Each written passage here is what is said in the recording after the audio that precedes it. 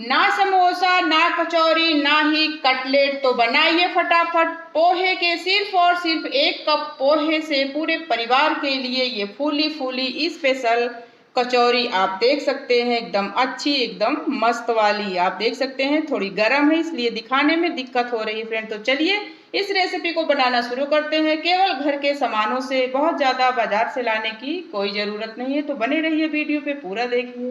Hello friend, welcome back to my channel महकती खुशबू की रसोई में आप सबका प्यार भरा स्वागत है।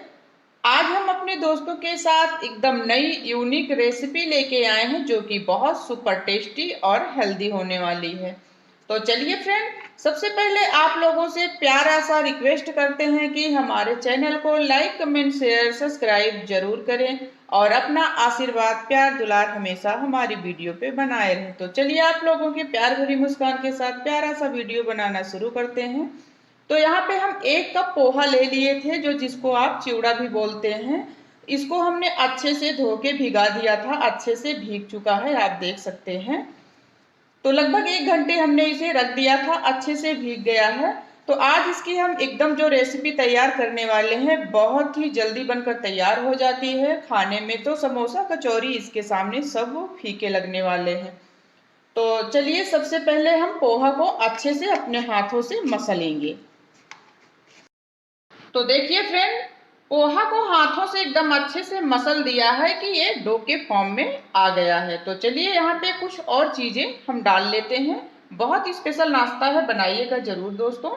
तो चलिए यहाँ पे हम ये रोस्टेड मूंगफली है, इसको हम दरदरा सब पीस लिए हैं। अब इसको हम इसी में डाल देते हैं, यानी पोहे में। 3 से 4 कटी हुई हरी मिर्च है। यहाँ पे बहुत ज्यादा मसाले का इस्तेमाल नहीं करना है। और यहाँ पे 1 चम्मच जाता है चाट मसाला। अगर आपके पास चाट मसाला नहीं है तो आप आमचूर का पाउडर भी डाल सकते हो। और जाता है स्वादानुसार नमक। और 1/4 चम्मच यहाँ पे हल्दी पाउडर। बस इतना ही मसाला हमें यहाँ पे मिलाना है। आप चाहो तो थोड़ा सा गरम मसाला भी डाल सकते हो। तो चलिए थोड़ा सा गरम मसाला हम भी डाल देते हैं, अच्छे टेस्ट और चटपटे से स्वाद के लिए। तो ये 1/4 चम्मच से भी कम है गरम मसाला।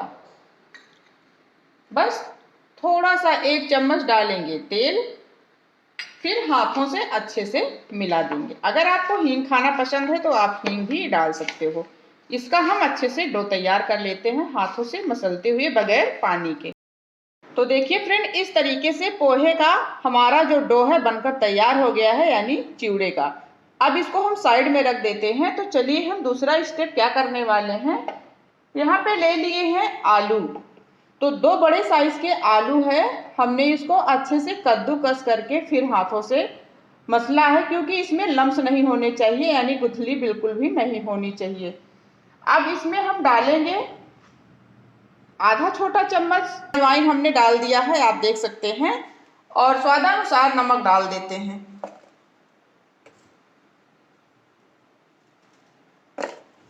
स्वादानुसार हमने यहाँ पे नमक डाल दिया है।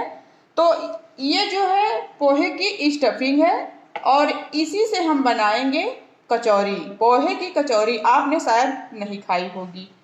तो चलिए, अब यहाँ पे जो ब्रेड बच जाते हैं, कुछ भी रेसिपी हम बनाते हैं तो हमारे पास जो ब्रेड बच जाते हैं उसी से हमने ब्रेड क्रम्ब बना लिया है।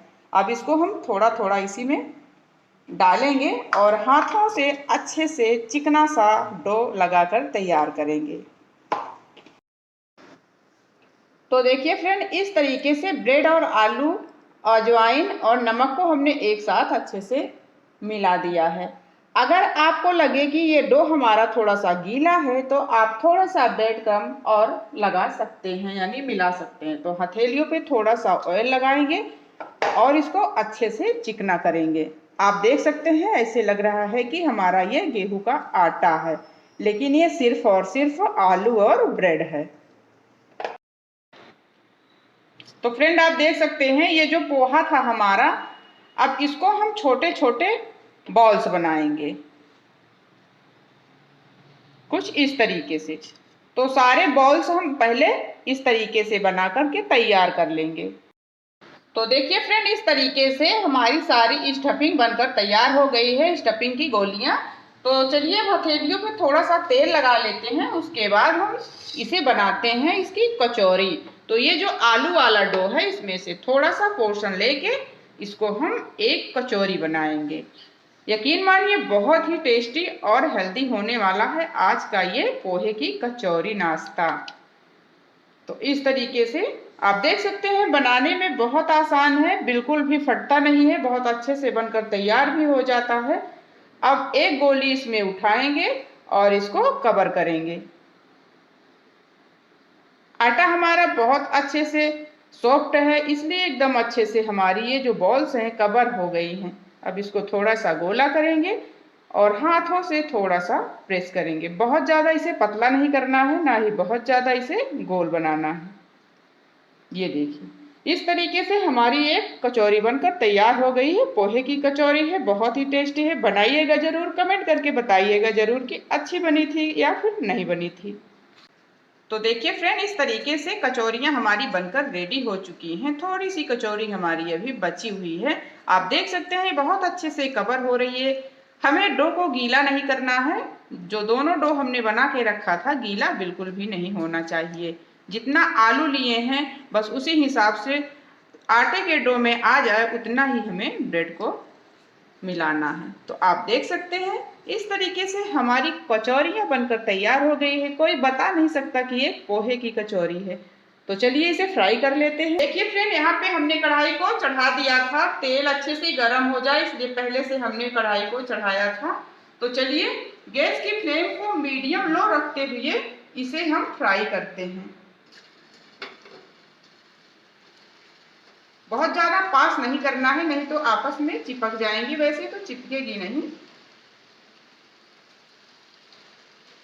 जब तक ये अच्छे से एक तरफ को सिक नहीं जाएगी हम इसे छुएंगे नहीं, यानी इसे हम टच नहीं करेंगे।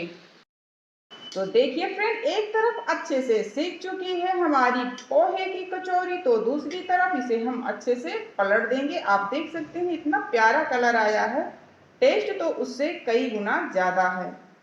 तो एक तरफ अच्छे से सीख चुकी हैं और दूसरी तरफ इसे अच्छे से हो जाने देते हैं। तब तक हम दूसरी कचौरियाँ तैयार कर लेते हैं।